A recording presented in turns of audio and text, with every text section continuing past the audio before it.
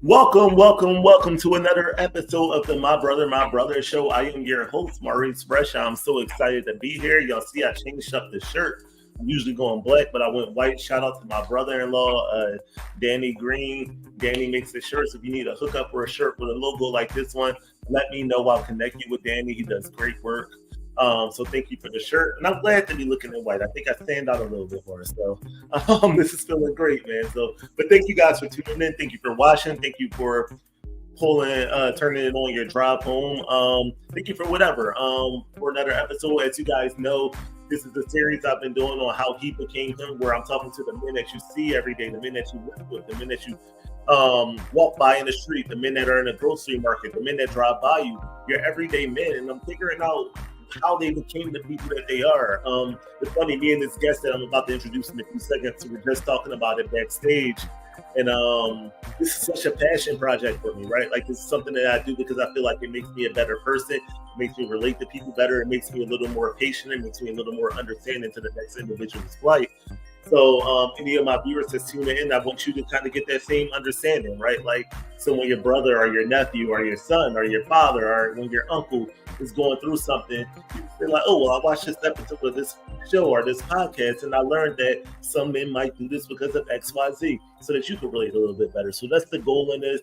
I'm really excited to do this. Happy holidays to everyone. This episode will be releasing after Christmas, so happy holiday, happy New Year to everyone that's tuning in. And yeah, without further ado, I get the honor to my favorite part of every show. My favorite part is when I get to introduce my guests.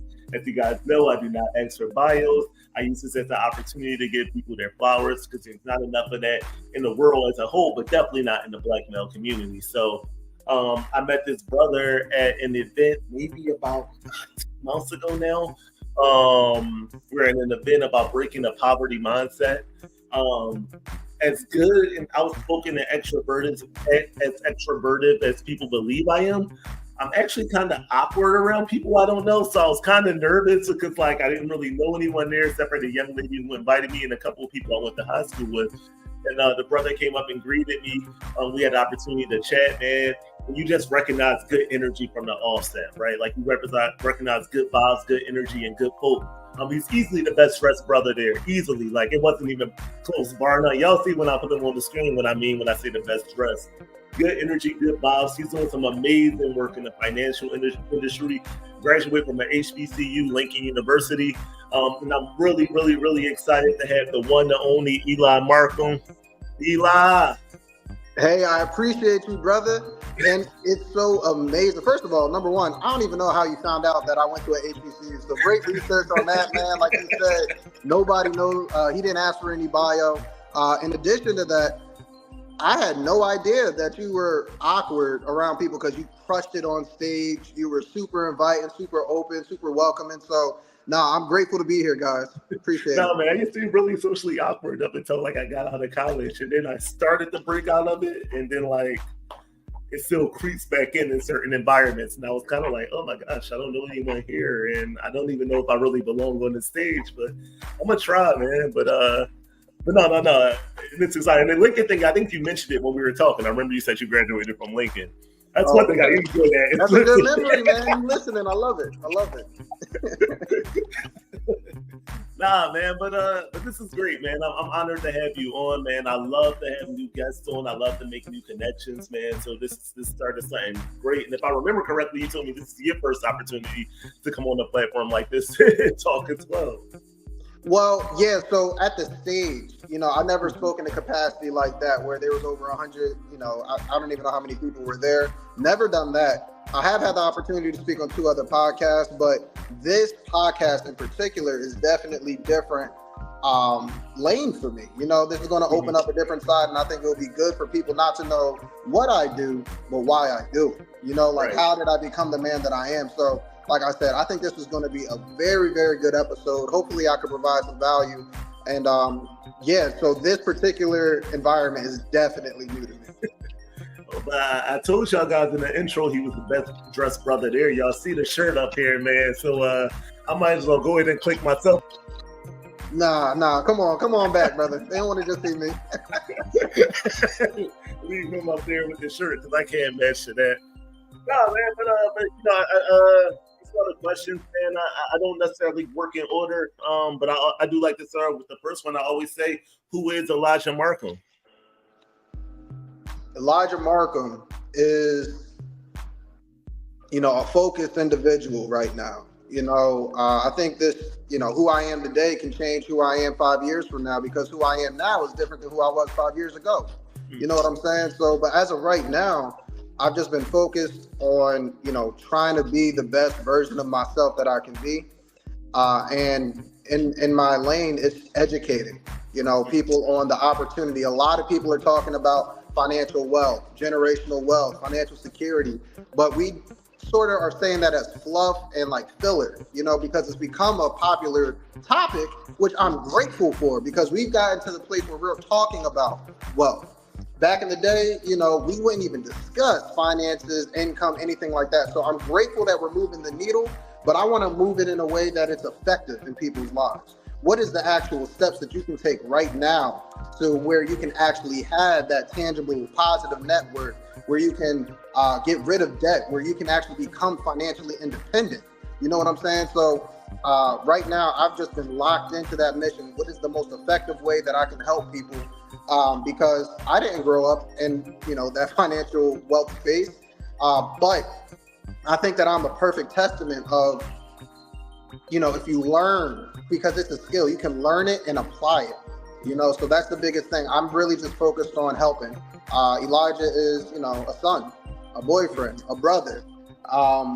He is, I think, caring and genuine. So that is how I would introduce myself. Just a very, very, very focused individual.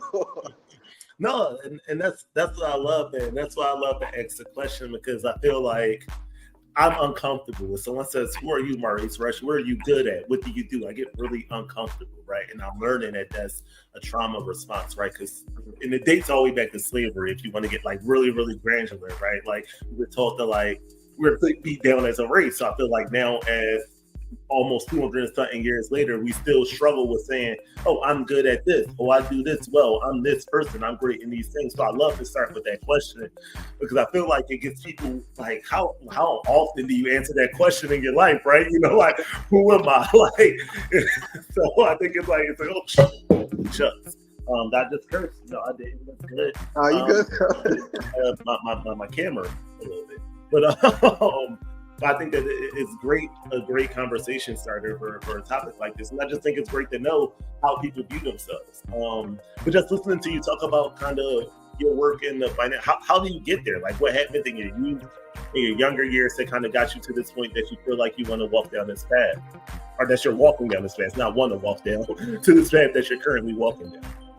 I mean, golly, how I got here is insane. I'll be honest with you. It was almost accidental, to be honest with you. So I would say it probably started in college. I didn't want to go to college, but, I had the degree. I had the grades. I was always great in math and science. And at the time I was an athlete, right? So I was like, combine the two, health science, you know what I'm saying? So I sort of went along with it. I went to class, I got good grades, graduated summa cum laude, but, I didn't really know what the end goal was. You know what I'm saying? So by the time I graduated, I'm like, okay, now at the time I graduate, now I'm looking at, okay, what's the opportunity, right? A little late. And I come to realize, like, bro, like, I'm going to have to go back to more school, or I can just get a certificate and I'm going to be capped at this certain amount. And I'm looking at, how much debt I'm going to be in versus what they're talking about paying, and I'm like, that ain't sit right with me. So I just started taking chances on myself, man. Like, grandma was heated. To this day, still talks about it a little bit, because I graduated from college and then I go out. Actually, what's crazy? My first job was Macy's. Really? My first job outside of college was Macy's, $9 an hour. That didn't last too long. I ended up going into sales, knocking door to door. Right. And my grandma was mad because she's like, you have a health science degree and you're, knocking door to door to sell roofing. You know what I'm saying? So That was a very interesting experience. I don't want to dive too deep on it. I'm going to keep this short, but what really opened my eyes at that point was like I made $1,000 in a day, and I was like, hold up, $1,000 in a day. That's some of these checks that I used to see $9 an hour. So like, I was like, okay, I'm never going back. I tried to grow limited growth there. I ended up meeting up with a guy that he used to babysit me, Amir. Shout out to Amir. I went to church. He saw me. He asked what's going on, and he actually gave me an opportunity to work in the mortgage industry. Worked there for about 5 years. Loved it, to be honest. There was a couple of ethic things that happened at one point where I had to leave, and now I ended up falling into this space. But I really started finding a love of helping people. In mortgages, I specialized in refinancing, so helping people save money monthly. Right. But I absolutely hated the fact that I can only talk about one thing, just their mortgage. Right. So I was because I felt like I could help with budgeting, I could help with credit, I could help with all these different things. I started investing in myself. I don't know if y'all know Ian Dunlap, EYL. Did a course with him for $10,000. And a lot of people were starting to come to me at that point. And through him, I met David Hutchinson. Right. He actually is the company owner of the company that I work with right now, Legacy.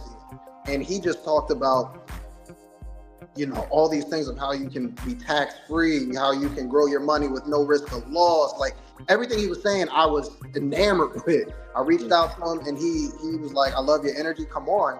And within a year, I got a promotion. I have a team under me and I've just been focused on that path. So like I said, it was sort of accidental. Long story short, it was accidental, but I knew that there was more out there for me. Even when I was in mortgages, this is why I know I'm in my purpose right now. Even when I was in mortgages, I said I want to retire by the time I'm 40. In this spot that I'm at right now, I don't see myself retiring. I love what I do. I get excited when I have a meeting. I get excited when I'm starting to draw up, plans for people and, seeing that light bulb go off for them. You know what I'm saying? So that's how I know I'm doing what I'm supposed to do. And, just helping people. I have tons of stories, but, just helping people really break generational trauma, helping people break that boundary of financial independence and freedom, man. Like, I love what I do. So it was honestly because I looked at the opportunity that was placed in front of me that most people are supposed to go through with like the traditional way of, go to school, get good grades, get a good job. I felt like that was a never-ending cycle that I wouldn't be able to get out of, taking a chance, and then eventually finding the purpose. So, long story short, hopefully that answered your question, brother. But that's no. Where I'm at now. No, it's a great answer, and just full transparency, I'm not I'm very much of the mindset of do what works for you, right? Like, so I love the push for entrepreneurship. I think it's great for some individuals. Also think there are some individuals that should be working in corporate America. They just don't have that grind that you have, right? I think it takes a certain level of grind to be an entrepreneurship that some people just don't have. This from me, just my background, I worked 6 years for the state, and I saw a lot of people who were there for 30 years, no promotions, no nothing, because it was comfortable, it paid their bills, it afforded them to do just enough of what they wanted to do, great benefits, I'm cool. So I'm very much up to do what works. Entrepreneurship, right. If you go do it fully, throw yourself into it. If working for a job works for you, do it fully, throw yourself into it. Like, that's my mindset. But I love to hear the different stories. Like, I'm very much like, well, this is dope. Like, he went from Macy's to door to door. I did door to door for one day after I got like my senior year in college as an internship and never went back. Legit one day. I was like, yeah, this is not for me. But I've always felt like I will be a really good salesperson. Obviously, we have that same person mindset thing going on the two of you do. It's just not been something that I've wanted to do. So I think that a lot of sales, my degree is actually in marketing. My bachelor's from Temple is in marketing. I did retail for 2 years after college and then been in social work ever since. And I feel what you're saying when you talk about the degree, because social work is one of those fields that's still like, gated by education level. One of few fields remaining is like, hey, I have a bachelor's, so I can only get here. I have to get a master's to get here. I need to get, a license after my master's to get here. So I see it from both sides because, like, I was there. Like, at a certain point, I was like, yeah, I need to go get my master's in social work. Then I started looking at how much the master's level roles paid, and I'm like, I'm not really about to go and get like $80,000 more in debt to make an extra $15,000, maybe $20,000 a year. Nah, probably not. I need to figure out a way to get out of this field. But then at this point, I'm 30 already, so I'm 10 years from college. Darn near 10 years removed from college, and you get stuck. It's like, okay, can't really go back to entry level because I've been working too long to really go back to entry level. And I can't really advance in this field, and I refuse to get that amount of debt. What do you do? So, like, I love that story. I love how, you took a bet on yourself. One thing that I kept hearing you say was, I bet on myself. I bet on myself. Because there's a lot of people who are afraid to bet on themselves. They're afraid to take that jump. They're afraid to say, like, hey, I trust so much in my abilities, my capabilities, what it is that I'm good at, what it is that I'm passionate at, that I'm going to pursue that. And you did. So that's dope. Like, that's super dope. That's fantastic. I love it. I guess my follow-up question to that is, how? Right? like how do you get into that mindset? Because when I've done sales in the past, I get like 2 no's and I'm like, all right, bad day. I'm completely like thrown off, right?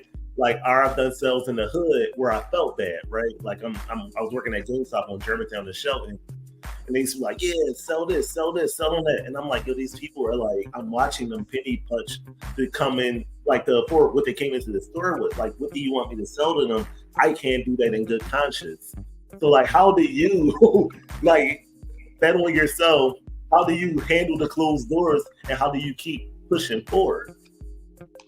That is such a good question. And I'm so grateful that you led with that next because, when I took that chance on myself, you were like, what are you good at? I was garbage. Let me tell you, I was so trash at door-to-door sales. When I told people that's what I was going to do, people were like, how? Why? You know what I'm saying? Because I was so secluded. I was so isolated. And that was by choice, right, brother? Because there was a lot of things in my mental that are completely different now than it was back then. But, taking a chance on yourself, my dad has a saying, sometimes it just has to work. And I've really been instilling that into me, So door to door, your goal was to hit 100 doors a day. And, in the beginning, it crushed me. I don't like rejection. Who really does? You know what I'm saying? Right. You get 80 no's or, 40 doors slammed in your face. And let me paint a picture for y'all. You know what I'm saying? I'm almost 30. I think I look pretty young still. But when I just got out of college, bro, I was younger, didn't have this facial hair. I still had braces. I'm knocking on your door and I'm telling you about your house. They're over here like, do you even have a house? You know what I'm saying? Like, how are you going to tell me about anything? So I didn't have a lot of success in the beginning. However, I made it a fact to, so this is a 2-part answer. I made sure that I put more time in than anybody else. I was coming into the office early. Managers were there and they were teaching me, how to stand, how far to stand, hand motions, how to word questions. I became very informed because that was really the biggest thing. Like, you can go ahead and try to test me. If you did give me the time of day, that was the biggest thing. If you gave me the time of day, the longer you give me, the higher chance it is that I'm going to get, be able to show you the value that I can bring, right? So it was putting in the time. It took a while. I literally went from like a performance plan to being a consistent top 5 producer in the company. You know what I'm saying? Like month in and month out. But honestly, another thing that really helped shape my mind more now, this is through, therapy and all these other things that I started doing, self-reflection, journaling. And one of the biggest things is that I feel like I missed a huge opportunity in my life. You know what I'm saying?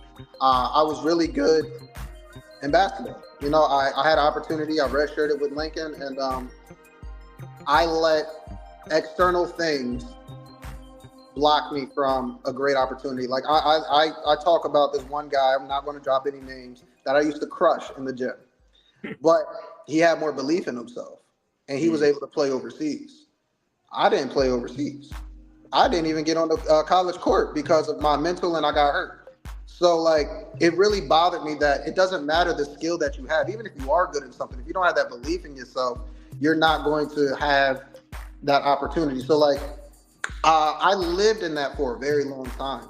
You know, like I was very regretful. So like how I got to that mind state now is like I'm never missing another opportunity, which is why when I said I you asked who is Elijah, I'm focused. I'm not missing out on the opportunity to help people. I know I'm good at it, and I know I can impact lives. You know what I'm saying? So like it really does come down to mindset. That's all I can really say. It's your mindset. How did I get there? Realizing the missed opportunities, you know, pumping yourself with positive information. You know, I used to listen to a podcast every single day, and it might be weird to hear, but it was All the Smoke. I don't know if you know All the Smoke with Matt Barnes and Stephen Jackson. Yeah, that's actually what I would listen to perfect my craft. When I started this, I would watch them, and I wouldn't even listen to their content. I would literally just listen for transitions, listen to how like they change from one subject to the next, how they flow the conversation, like and things like that. Wild. So I listened to them for the stories. You know what I'm saying? Because everybody that they had on there had some level of success.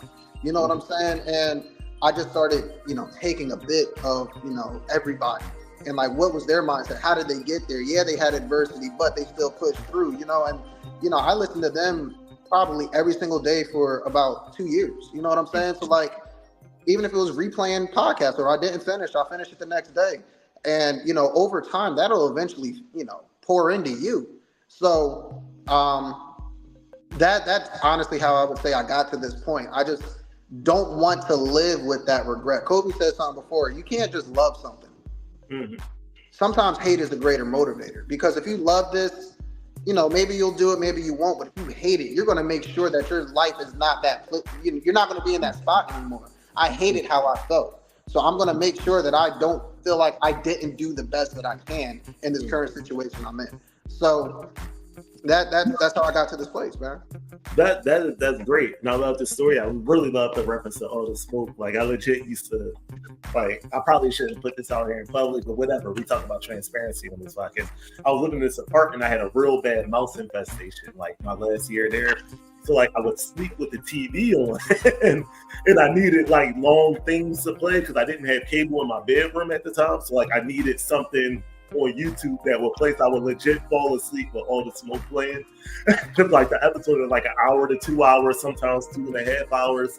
And they would just replay on repeat. I would wake up and they would be on. I would get dressed and I would leave, and I'm like, cool. I don't know what was going on with the mice at the time, but I couldn't hear them because I would be listening to the podcast. Nah, and there's nothing wrong with that, bro. Like that auto suggestion, what you talking about, like playing that in.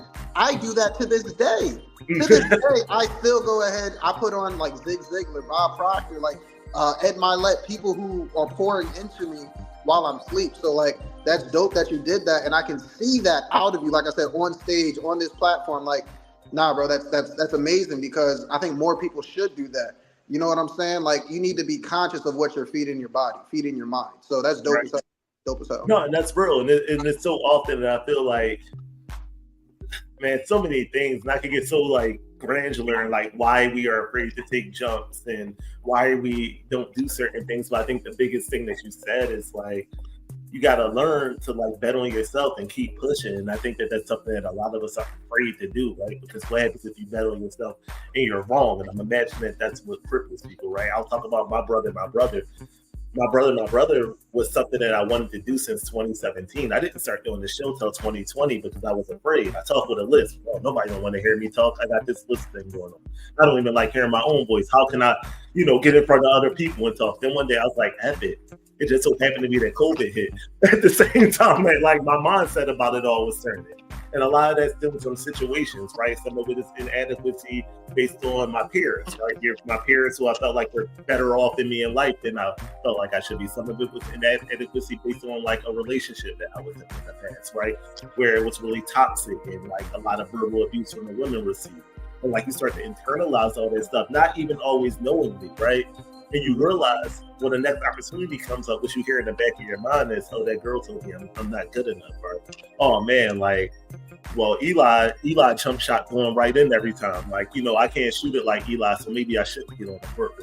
Or like, all these different things you hear when you're ready to take that shot that, like, because you didn't go through the work to uncleanse your mind, to believe in yourself, to build yourself up, we miss all those opportunities. And like Kobe has an interview, just to stay on him. He did it like the last interview he did before he passed with the CEO. I can't remember the company. I don't know if you saw it.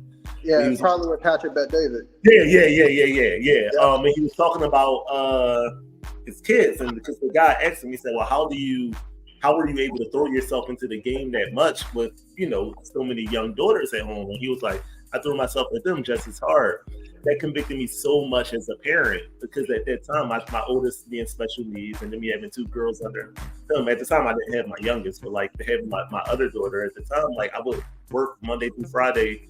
Friday, I go pick them up on my way home from work, and I'm just tired, right?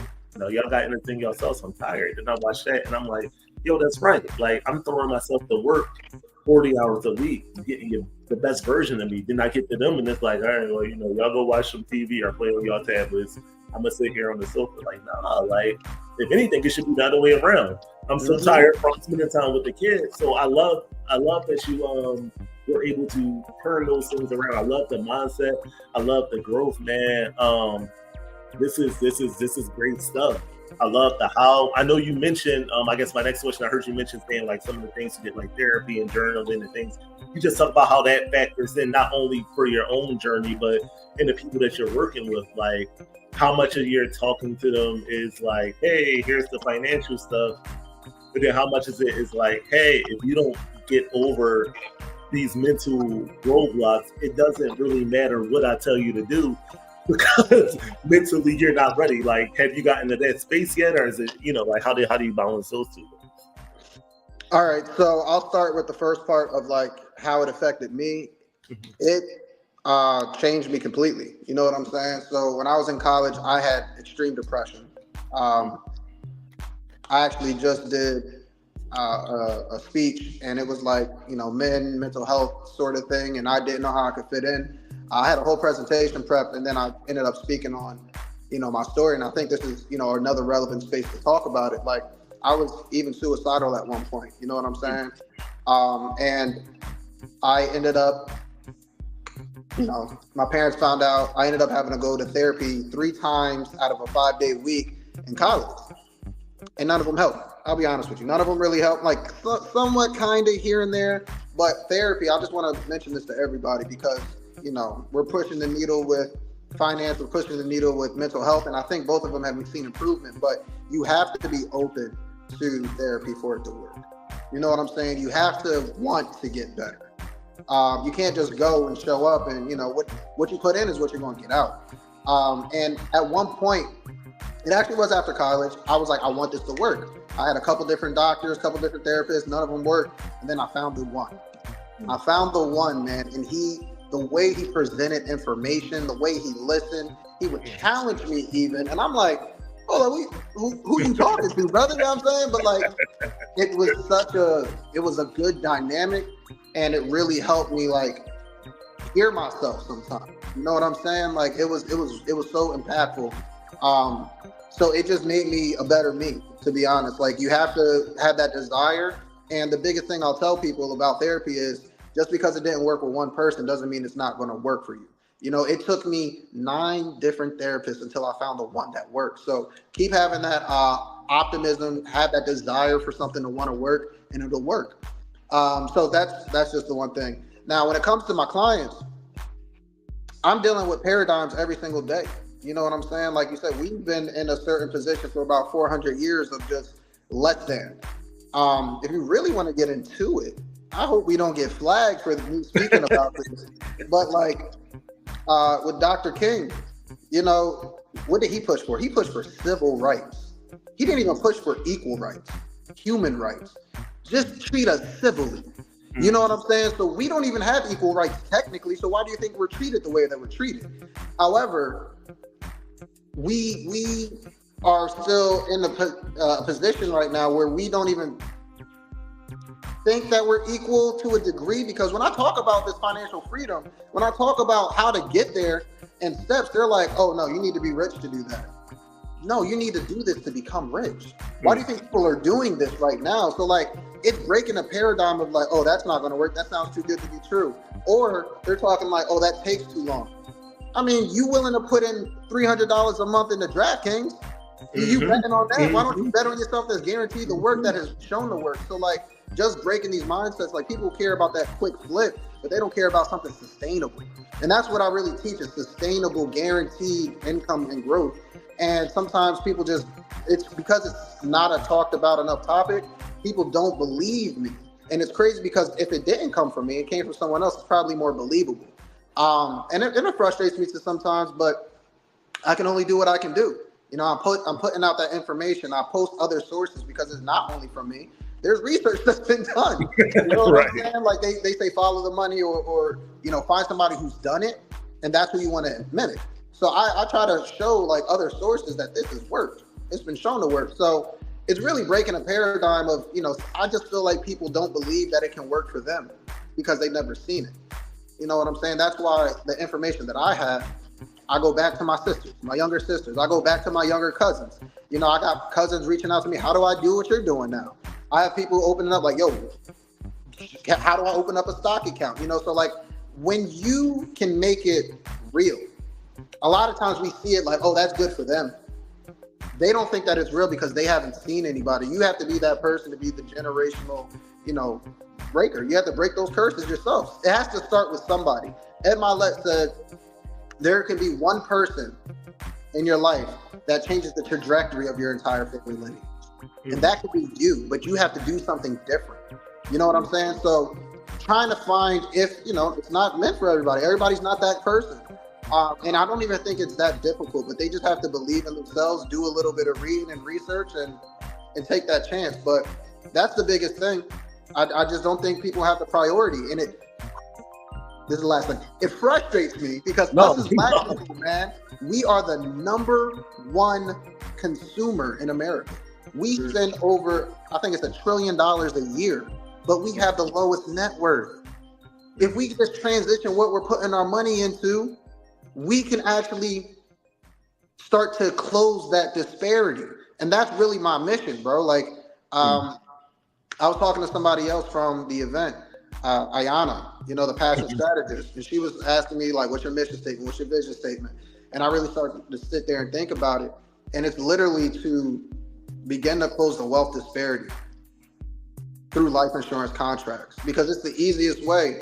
You put some money in, God forbid you die, boom, your kid has, you know, $100,000, $1 million. How impactful would that be? There's I don't know if you know about Master P's, you know, startup story. His grandparents had a life insurance policy. When his grandfather died, the grandma put this money into one of the ones that grow over time. And when she died, all the kids got $10,000. He took that $10,000 and opened up his record label. You know what I'm saying? Like, if he didn't have that, do we even know who Master P is? Right. You know what I'm saying? So like, just give yourselves the chance, give yourself the opportunity. And that's what I try to break every single day. Yeah, and that's great stuff. And it's funny, like, not funny, but like, Rahan, yeah, I did this thing because I did an episode about money, like my first season, and these are like my cousin, and two of my really good friends, and they all work in the financial space. And I brought them on, and I like made up these scenarios, and I asked them, how would you handle this from your perspective? It was a really cool episode, but for me, my brother is just about what you're talking, right? Like I say it, my brother, but like the way that I envisioned it when I created it was like my brother, like that's my brother. You know what I mean? Like we say bro to each other all the time, but like no, like my brother, that's my brother. Like, and if that's my brother, I want my brother to succeed in life. I want my brother to be up in life. I'm not going to embarrass my brother. So ask me questions, right? And a lot of what I've heard when you start to get into these conversations with people about financial independence and financial freedom, it's this fear of judgment, right? Like, oh, how he gonna look at me if I say I don't know? How he gonna look at me if I show him my bank account and there's only $17 in it. And, like I've been out here driving the Lexus or the Tesla or, flexing like this. And I go talk to you and you see my bank account is only $100 and no savings. Like, how is it going to look? It's a big fear of judgment. And I haven't seen it from yourself, so shout out to you, but I have seen other people in this space kind of get a little shady, right? Like, and that's just being honest. Like, I've seen other financial advisors, like, y'all just want to be broke the rest of your life. It's like, no, but like, I don't want to talk to somebody that's boasting y'all just want to be broke the rest of your life either, though. Like, just to be honest with you, like, so I think that fear is a real thing. Like I was blessed to run into a young lady who was well off financially. She kind of did through the corporate America, and we built a trust where like I'll ask her questions sometimes. Like I get something, I don't know what this is. Can you translate this to me? Hey, what's this something? I was just doing my open enrollment for my health insurance. It was asking about like a limited FSA account. I was like, I have no idea what this is talking about. Can you tell me what this means? But 21-year-old me wasn't going to do that. 25-year-old go do that. I'm 35 now, right? Like 35-year-old me is starting to think about retirement. 35-year-old me has 3 children now. So now certain things that didn't necessarily apply to me in my younger years, I'm thinking about more now. And with that, you want to get in front of people who know what they're talking about. And with that, you also have to swallow that pride, right? So I think that to bring it full circle, what you were saying about therapy and mental health, like that stuff helps you with swallowing the pride. Like I've literally just celebrated a year going to my therapist. Like I want to say maybe a few weeks ago. So that's dope. And I was talking to him last week. Actually, I got a session tonight. I was talking to him last week. I did a speaking engagement, and the guy forgot to pay me. I hate asking for money. I do. I genuinely hate asking for money. So the guy forgot to pay me. So the first day went by and say nothing. Second day went by and say nothing. It was day 5. Like I was really just going to let it go because I'm like, come on, man, he ain't paying me. I'm not going to ask whatever. Like I'm talking to teenagers. I would do this for free anyway. So if he don't pay me, whatever. Like, and I was talking to my therapist. He was like, bro, that's work. Like, if you work a day at your job and not get paid, I was like, it's so awkward. And he was like, no. It's not like you let your friend borrow money and you ask him for it back. That's like you signed the contract. Like it's that if you're an NBA player and the Spurs say, hey, we want to pay you $1 million a game, you play a game like you want your million, right? Come on. Like, so like breaking some of those mindsets, breaking some of those yokes, right? That's what therapy helps you to. And once you start to break down those yokes, once you start to break out of those discomforts, once you start to get that perspective of like, hey, like it's okay to ask these questions. Once you meet a great person like yourself, right, that I can go to and say like, hey, I don't know nothing about none of this. You gotta talk to me as if I'm a 3-year-old in elementary school when you're explaining this to me because I don't get it. Like you start throwing 401s and 503s and like this account and that account. To me, it's all just gibberish. And like some people are afraid to slow you down, right? I'm sure that there's probably people that you're talking to today, later on the day, that you're going to say something to, and rather than saying, yo, Eli, I don't really know what that is. Can you explain it? They're going to nod and say, and walk away like, I don't know what the hell he was talking about. No, that's a fact. And I just want to mention one quick thing to that. Like, there's a story. I was helping this lady, Miss Carter, right? And I had a call with her. It should take normally 20 minutes. I was on the phone with her for an hour and a half, bro. She was asking me every single detail she can think of. Of course, I'm answering it, but I had to stop her. I'm like, boom, Miss Carter, do you have a toilet in your house?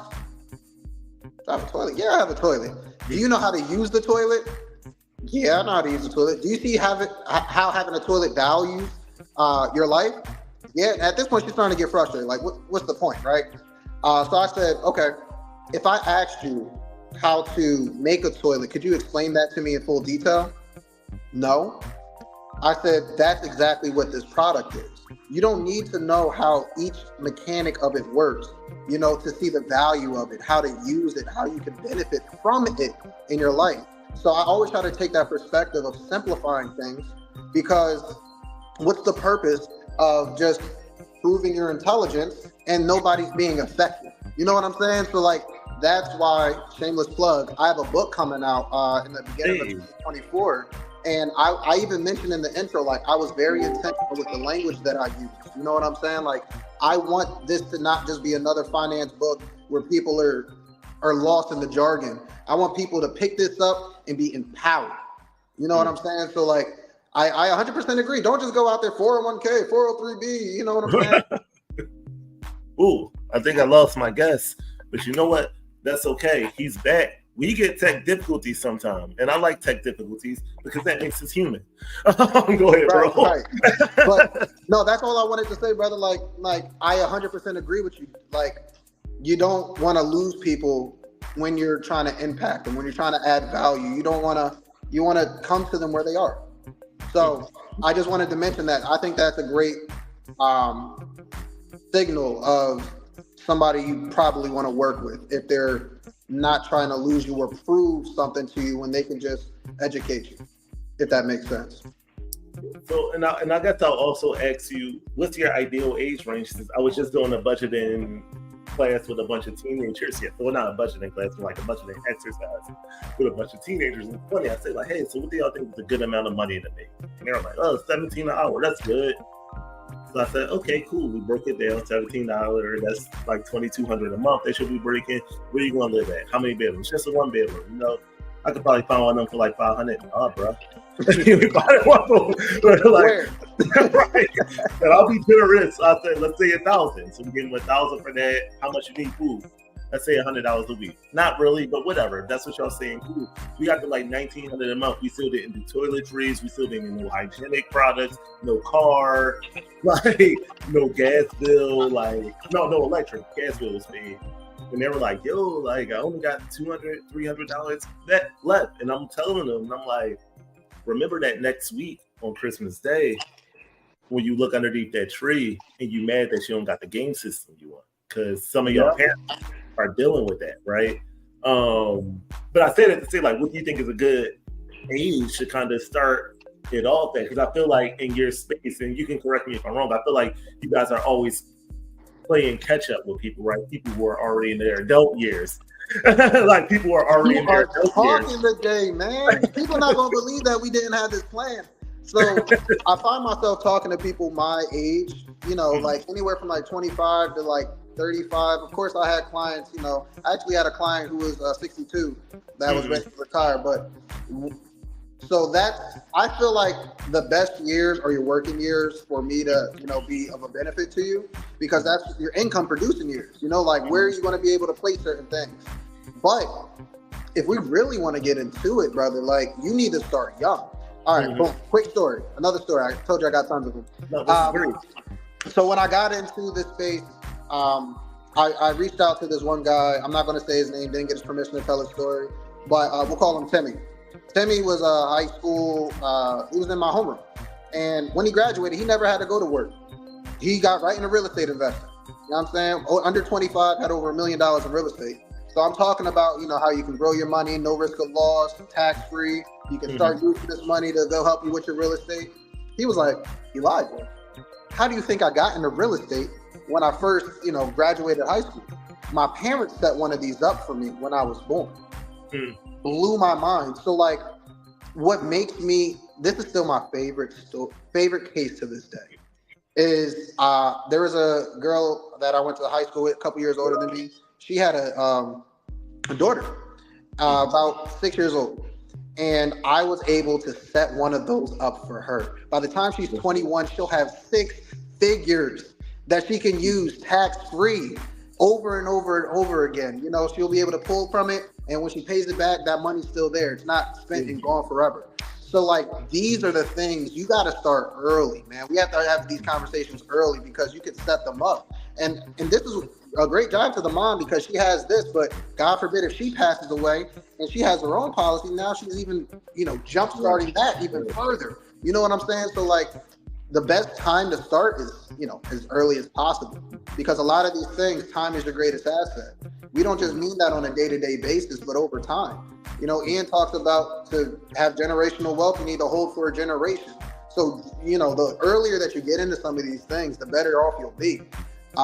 Inflation never going to stop. If inflation is not going to stop, these assets not going to stop. So, you know, who I talk to, I think people right now, we're in a paradigm shift. We're starting to change our minds of like how we're spending, what we're doing. So if you're in your working years, definitely come talk to me. But it's even more impactful if you can start early. Start before you start working. You know what I'm saying? So you have a little bit to to do what you want to do. So that's what I got to say about that. No, I love that. I love that a lot, and because that's always in my thought process. Like, why not catch some teenagers? Because like naturally, my thought process has always been like, hey, if I'm an adult and I don't know how to save, how can I teach my kid how to save? And not necessarily, it's not that I don't care, but I don't even know if it's always I don't know how to save. Sometimes it's very much like my expenses are here and my income are here. So it's not lack of savings, it's just no wiggle room. You know, like even that's to go back to the same exercise I did with the students yesterday I was working with. I said, so what happens if you get a parking ticket?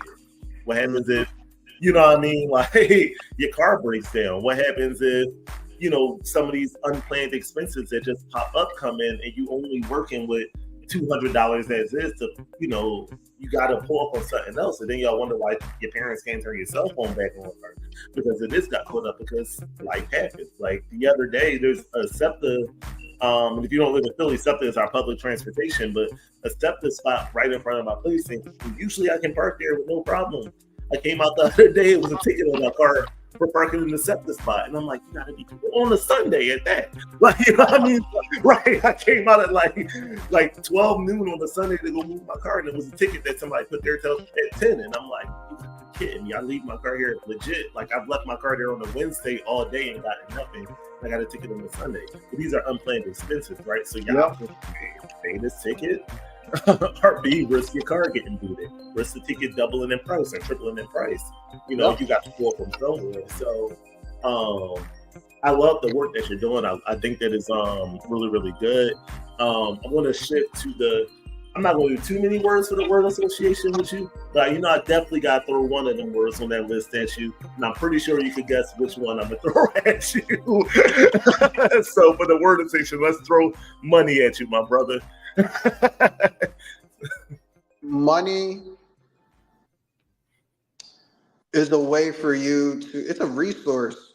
It's an asset for you to achieve freedom, time freedom, the life that you want, stress-free. A lot of people look at it as, you know, this thing to just spend frivolously. And if you do, you're not going to be in a better position. So I try to now teach people how to associate money with freedom. You know, it's not happiness. A lot of people say that they're happy. It's not happiness. It's about creating a different life for yourself. It's a resource. It's a way to exchange goods. So yeah, I would say it's the tool necessary to create freedom. I love it. It's fun. The last guest I had on a couple episodes with Professor Carlton, he said the same thing when money popped up. I love feeling like that consistency. He said, money is just something that buys you time. Time to do what you want to do. Time to see who you want to be. Time to go where you want to go. So rather than picking up a second shift, you're able to say, nah, I'm good. I'm going to spend some more time with my family. Nah, I'm going to travel here. But I feel like so often, in particular in our community, so many of us are lacking in finances that we have bought into the policy that if you make money, you will be happy. It doesn't necessarily bring happiness. Does it get you out of situations that are making you unhappy? Absolutely, right? Like if I hate my job and I hit the lottery for $1 million, am I leaving that job? Absolutely, right? Like I'm out of there. Peace. I hate the job. So it can get you out of some situations if you're stuck in a toxic relationship that you can't afford rent on your own, or you can't afford to move out and you hit the lottery. Will you move out? Absolutely. So it can deliver you from some unhappy spaces, but in itself, it doesn't bring happiness. And to your point, if you don't know how to manage your money, you get money and it goes as quickly as it comes in. And we saw that with the stimulus checks, right? That were coming out over time, which is not to say that there were a lot of money, but you saw people like getting this money and then literally being out as quickly as it came in. I remember four-wheelers brought it up and down the street, left and right when them Jones came out. And I'm like, of course, it's stimulus time. Yeah. But I love your definition for money. I'll throw one more at you. I just want to stay in the theme of this thing. I like to say, or maybe two more. I like to say real man. I like real man. That's one of my favorite ones to throw at the brothers. All right, real man. I'm gonna say what everybody's been saying right now, standing on business. What business are you standing on? You know what I'm saying? Have a purpose, have a clear drive. A lot of things that's controversial, shout out to Kevin Samuels, is real. You know, like we so focused on her and this, but like, do you even deserve some of these things? What is a real man? He's living in his purpose, and you said this earlier, you don't have to be an entrepreneur to be in your purpose. You know what I'm saying? But my mother has been a teacher for 20 plus years. My grandmother was a teacher. They love seeing the impact that they have on people's lives. You know what I'm saying? So like, being a real man is being in your purpose and walking towards that every single day.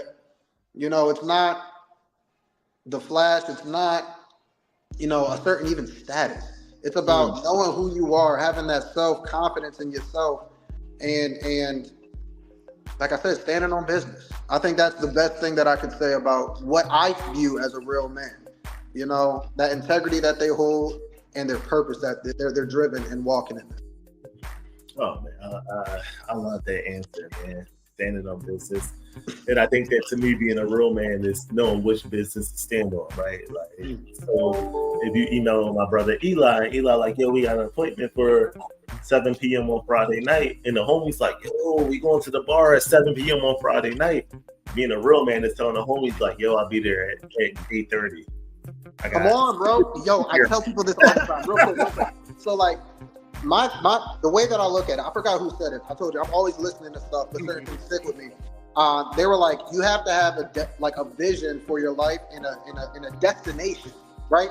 And once you have that destination, everything in your life becomes so easy, because you just think, does this help me get to my destination, or does it not help me get to my destination? Does it draw me further away? Then it becomes easy to say, you know what? Nah, I'm not going to go there. Or y'all going to have to see me in a couple hours. I'm going to be late. Because if that's the most important thing to you, it's easy to, start making decisions in your life. You're not going to feel that pressure because you owe something to yourself. You know that you're going to get there. And if something else pops up, you're going to be okay with that. Right. You're going to be okay with that. So I love surround yourself with people who respect that too, right?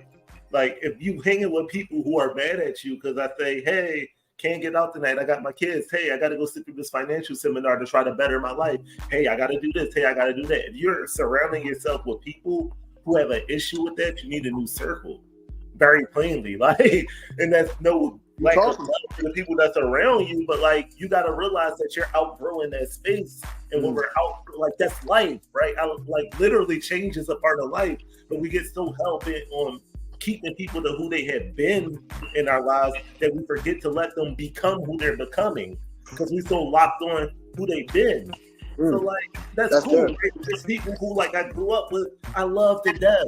I love them to death. But where I am in life right now and where they are in life, they just don't intersect. So when I see you, that's great. When we connect, it's great. We bust up, we relive all our memories and stuff. But on the day-to-day, we're not there anymore, and that's okay. And being a real man is understanding that, right? Understanding where you are, understanding where your peers are, trying to pull them up with you. And if they're not coming with you, being like, hey, I catch you on the next, I'll catch you on the next outing, or I'll catch you in a few hours. Or you got to be okay with that. Right. Yep. And then last one I like to throw at you is home, man. Home. Wow. Okay. Home. A place where you feel accepted, where you feel loved. It's where it's a non-judgment zone. It's a safe place. So that could be, a physical setting, that could be a person, that could be, your career, like wherever you feel safe, secure, loved, encouraged. Those are the words, like the immediate associations I think of when I hear home. I love that. I love that answer. Safe, secure, accepted, and loved. And I guess last but not least, the last thing I'll leave you with is my favorite question to ask everyone. Right now, you have an audience of every man on the planet. Every man, we all speak the same language, like, and we all can hear your voice. So you get to say, and whoever's like the I guess organizing this, say, Eli, you got one lesson. You get their attention to give them one lesson. What are you leaving them with? If I had one lesson to give, I would say I've actually stole this, so it's not my own, but it stuck with me so much that I want other people to hear it. My version of heaven is seeing the person that I could be, and I'm identical to him. My version of hell is making it to heaven, and I have no idea who that person is. So just remember that every single day, man. Like, it's not even about finance. It's not even about, like, are you making sure that you're capitalizing your life? Are you making sure that you're taking every opportunity? Are you making sure that you know, we talked about it earlier, where like, you have to take a chance on yourself. What's the worst that'll happen? You'll be in the same spot that you are now. You know, take those chances on yourself, because the best thing that can happen is you're in a better position. So like, I just want you guys all to remember, try to see who is it that you have the potential to be, and try to be as close to him as you can be. That's the lesson that I want everybody to leave with. No, that I love that, man. I'm really like got to go back and write some of this stuff down. I don't have it in arm's reach, but I have a little journal that like I write just legit one-liners, 1-2 line quotes that I heard in movies, video games, conversations, books. I just write them down. And I started in 2016, and whenever I'm going through a storm, I just start to read them all. And always one of them pops out like, "Hey, this is what I need right now to make it through the next few hours, or make it through the next few days," and that needs to go in my little book. Right. I appreciate it, and that's why, it hit me the same way. I said, "Damn." Right. I like that, bro. Like it really helps. It almost goes back to the last point. Like it just helps me become the man that I want to be. You know what I'm saying? For a real man, like, are you reaching that full potential? Potential only gets you so far. When you get 20, 30 years old, like, are you going to reach that potential? You know what I'm saying? So like, you have to start taking action steps. Like, faith is great, but what does it say in the Bible? Faith without works is dead. So start taking those steps, man. Start taking those steps, believe in yourself, and just try to be that person, so you don't live with that regret. Another quote, you can tell I love basketball. KG said, "What will hurt more, the pain of working hard or the pain of regret? Which would you rather live with?" You know what I'm saying? So, I have quotes for days, and it really helps me become who I am. But I really wanted people to sit with that. I think it's helped me so much. Hope it helps somebody else. Right, and then I guess before I let you go, I'm going to get in trouble soon. But before I let you go, I know Gary Payton has a quote. It's one of my favorite quotes, and it just popped into my mind when I was thinking about what you were saying about pushing yourself to do better. He had a saying. He was like, "Everybody wants to be a Hall of Famer, but nobody wants the mandatory 5 a.m. workouts, the volunteer workout right after the game. Nobody wants to put all the work in to be a Hall of Famer. You just want the status. You got to put the work in, man." So listening to you talk is like, you don't become a Hall of Famer by chance. Like, Kobe wasn't Kobe just because he was gifted. Kevin Durant has the quote, "Hard work beats talent when talent doesn't work hard." Come on now. Like, you know what I mean? Like, you got to put the work in, man. So, Eli, thank you for your time, man. We got to hoop sometime too, bro. I know. Come on, listen, when I come down to Northeast, when you come down to Texas, let's do it, man. I got a jumper like no other. You gotta get that. I know. I'm a street legend, man, but I feel like to get out there. I'm getting to that age. I'm 35 now, so the metabolism is slowing down. The scale's starting to come up. The cardio starting to slow down, man, and life picking up. And my daughters like to run, and I can be finding myself huffing and puffing. So, when I'm in the area, I definitely gotta hit you up, man. All right, next time you back up this way, let me know. Nah, for sure, man. Like I said, I appreciate the opportunity. You gotta go, but bro, thank you so much. Hopefully we can do this again, but thank you, man. Appreciate it. No, absolutely. Anytime, man. And just so you know, this will air next week. I'll say that live. So if you're watching it, next week is happening now. Happy holidays to you, man. Happy holidays to your family. After this episode, for anyone that's viewing, I'm probably going to take a week off to just record new content because I had got 6 or 7 episodes ahead, and I got lazy, just being honest. I'm going to stop recording. So after next week, I need to take a week or 2 off just to record more content. And it actually works better that way because I don't get burnt out. Before I was literally constantly moving. Now with record a bunch, take some time off to record more. So this will air next week. Happy holidays, happy New Year to you, my brother, and thank you for your time, man. Yeah, likewise, man. Happy holidays, everybody, and we'll talk soon. Oh yeah, one more thing. How can they find you? Oh, you guys can find me. I am _fifth.inc. I was talking about financial independence. That's what FIF stands for. Financial Independence Firm. So you guys can find me there. You'll see my website on there. You guys can reach me if you look for me. Trust me, not hard to find. And if not, hit me up and I'll connect you with them. Actually, people are pretty good for doing that. They'll be like, hey, I saw you had a blah blah blah on your show. Can you give me the info? No problem. That's what I live for. My brother is my brother, man. I want to see you succeed. And if you succeed, man, I'm happy. Legit. All right, man. All right, I appreciate you. You have a good one, man. You do the same, bro. Peace.